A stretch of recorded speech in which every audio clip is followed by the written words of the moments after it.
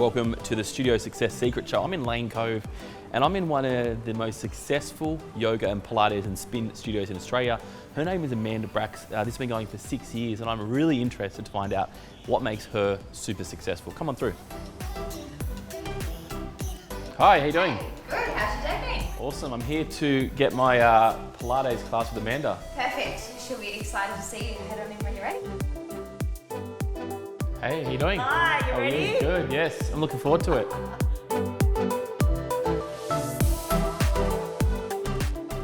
Hey, welcome to the Studio Success Show. Pretty excited for today. I've got a very long-term friend and an associate in the fitness industry who's smashing it in her business, Soulful Fitness. Welcome, Amanda. Thank you, so excited. Good to have you here. Yeah. When I think about successful studios, I can't come across your amazing studio. You've been here for about 6 years. Yeah. You've been in the industry for a very long time.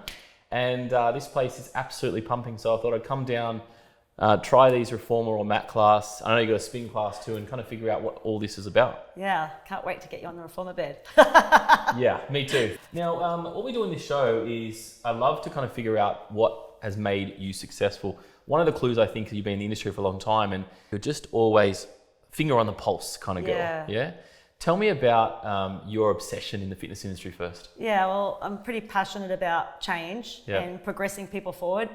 So whatever their needs are at the time, I just want to move them forward, whether it be staff and their needs or members and their needs. I just want to try and get them to whatever place they want to be. So that's like my ultimate passion in life. I'm just like a progression person. Amazing. And this is not your first rodeo, but it kind of is to a degree. Tell me just about what other things you've done in the fitness industry. So in 1995, I started at Vital Health Club, which was Australia's #1 health club. It was 4,500. Well, we built it to 4,500 members from 1,800.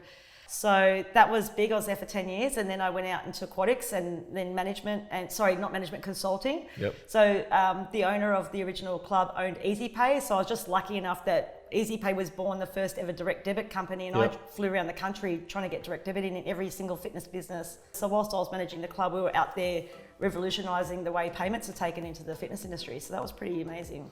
So you've had sales experience, marketing experience, management experience, and now you're in your own place, doing the thing that you do best. Yeah, I do it all. I get all the plates spinning and just keep them spinning because you can't just do one thing. No, I love it. Keep multiple plates spinning all the time. You've got to go back and check those first plates.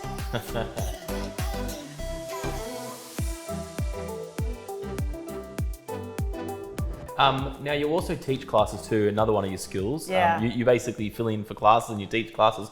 What's your favourite class and why? Okay, so Pilates mat fundamentals because I love new people coming to my class. Yep. It's also great when we have trials because I sell everybody out of my class. I can give them the special service. I also cater the music and everything to the genre of people in the class, or particularly the trial person. Wow, love that. So I make sure my playlist is really accurate, more so than even my exercise list because it's the whole package. Yep. But yeah, like we do, Emma teaches bar, the manager, on Monday mornings, and then I teach straight away afterwards Pilates mat fundamentals, and we put all the trials into those classes and close them afterwards. It's like a full strategy. So see how excited I get? This is great. I love it. I'm really excited about having new people in my class, and then we've got members that have been in that same class for 6 years. But I teach reformer and bar as well, and I love jumping in and helping out. 5, 4, 3, 2, 1. Now I know I've got to do a reformer class or mat class soon, but before I get to that, let's get to some questions if I can.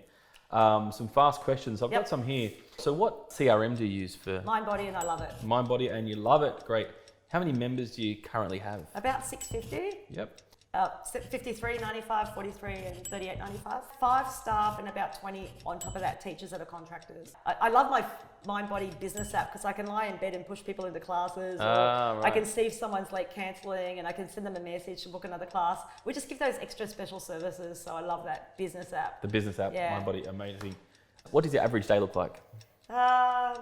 Feed the dogs, feed the kids, get their lunch together, rush here, cover a class or teach a class, get the guys set up. We have a great manager who sets them up, but I just check over. Maybe teach a class, definitely service the members, host, make sure everybody's okay. Make sure that I have a look through the guest registers, make sure they're in the right class if they're in trials. Just make sure we're really big on experience and making sure it's the right one. And then, maybe go home, walk the dog, cook dinner, maybe do some more psychology podcasts or reading, do a Shakti nap with the sound healing and go to bed. And rinse and repeat. Yeah. All right, here I am. Amanda's in charge. It's been a while since I've been in a reformer, Amanda. I remember I used to teach this back in the day, many years ago on cruise ships, but I haven't been since then, so show me how to do it. You'll be all right. We're going to place the ankles together or the heels together, turn the toes externally out. Exhale, you can't use the hands, put them on the carriage. Inhale, just slow. So inhale through the nose. Let's just deep dive into something I want to talk about. Let's talk about yogis and business, right? Yeah. Because you've been in the business game, you're in the yoga business game, and around this area, a lot of people get into owning a reformer studio or a yoga studio because they just love the process, but sometimes they don't like the sales and the marketing and what comes with it, or sometimes they feel that it may not be kind of appropriate to think business and sales when they're doing yoga and Pilates, or call themselves a yogi. I think everyone knows what I'm talking about here. What's your take on that? Yeah, it's really hard. It's kind of like the E-Myth theory. So I'd say to anybody that's the technician, like the really great yoga teacher, or even a personal trainer, they should read the E-Myth theory. E-Myth, amazing book, by the way. But to go back to the yogis, I feel like, again, the same thing could really be applied for a personal trainer, but, we're so caring and really trying to nurture the community. But, at the end of the day, the community won't have anywhere to be able to be nurtured or progress with their mental health or progress with their hurt back injury if you're not there. So we get confused between our needs and the business needs. Okay. We really need to separate them. The only thing a business needs is money. Got you. And what it is about money just makes you be able to spread out who you are and what you do. So if I'm really ethical and passionate and compassionate, more money will help me spread that across the board. So we can have the veterans in our area come in for free for a couple of months because we're able to fund the other members, fund the business, and we're able to do those outsourced packages and stuff like that to help people in need, So money is the only thing a business needs to survive.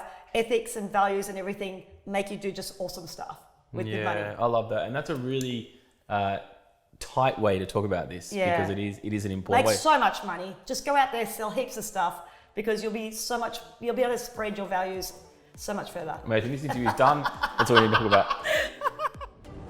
On either side of the carriage, and we'll be facing the front of the room. Like this? Yep, pick up those straps. We're going to take a breath in, sit nice and tall in the carriage, and you're going to come into a wide row. So inhale to prepare, exhale, row into the back. That's it. Nice. Abs on, drawing in. Let's hear the breath. You're holding your breath, right? Inhale, exhale, out through the mouth.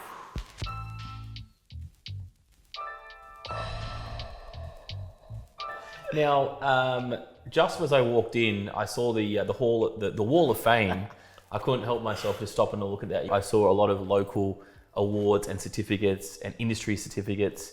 Tell me about your community and running a business like this. How important is that? Well, that is our brand. Like, we are completely community. So instead of having pictures of a yoga posture, one of my teachers actually is the world champion asana. So she won the whole world champion, but we don't put her as the poster girl. We put the 5 members that are struggling in class to do postures is our marketing on our social media and everything, because they're the people that other people can identify with. So community is 100% our brand. Okay, so brand is community and community's brand. That's it. Like, we don't have a brand other than community. Even last night, we posted in our local Facebook group, there's a In the Cove chat for Lane Cove, and I posted in there that I was going to give any local veterans that fought for Australia a 2-month membership for free to try and help local veterans struggling with mental illness. Yep. So we do lots and lots of community stuff, like on a local level. Yep. And then, and that's just who we are. Amazing. Yeah. So take a breath in, exhale, curl up, that's it, and back down. You got it, you know these ones. Use your pelvic floor to strengthen your core. That's it.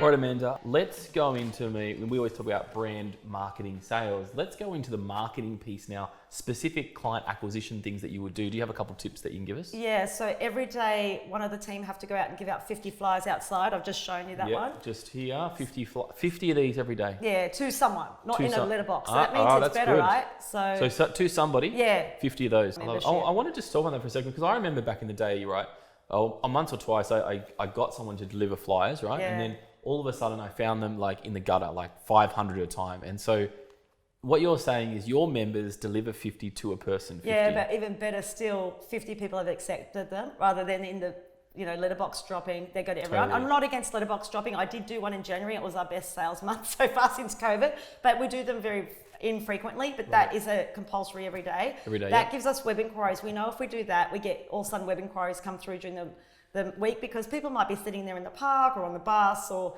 at home, and then they'll look it up and then they'll go from there and they'll send through an inquiry. Okay. So that generates, there's a saying, isn't it? What gets done offline gets you leads online. And we're pretty big on that.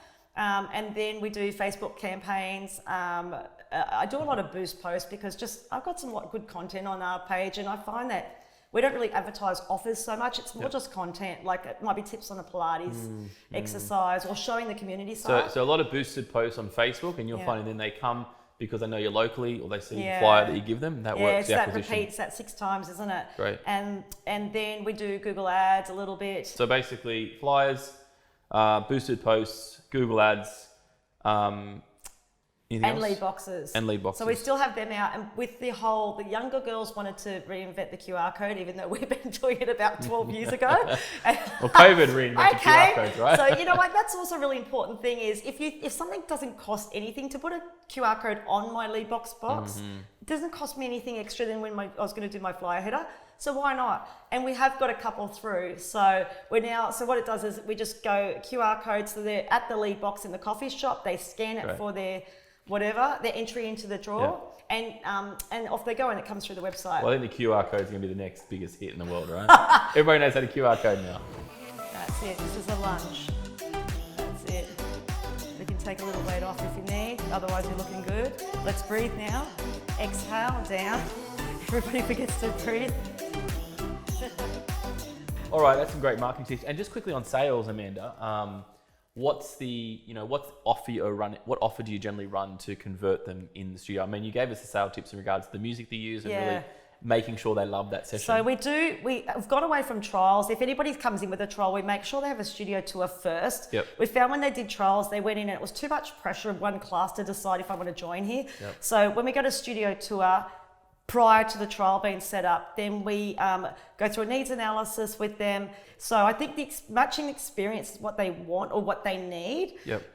That's part of our sales process. So then we would allocate them classes to do, and then we would ask them to buy. So our joining fee is normally $259.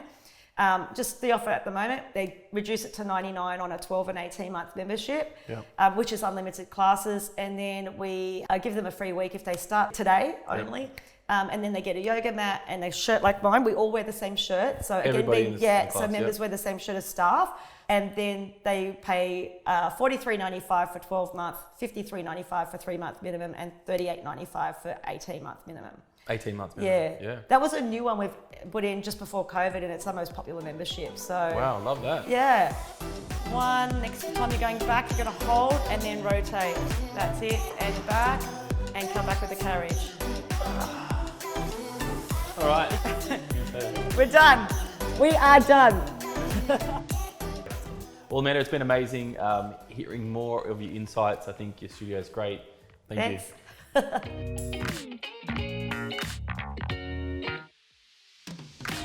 Guys, that's another episode of the Studio Success Secret Show. For more of these episodes, definitely jump online, commarketing.com.au, and you can see the back catalogue of other successful studios just like Amanda's Soul Fitness.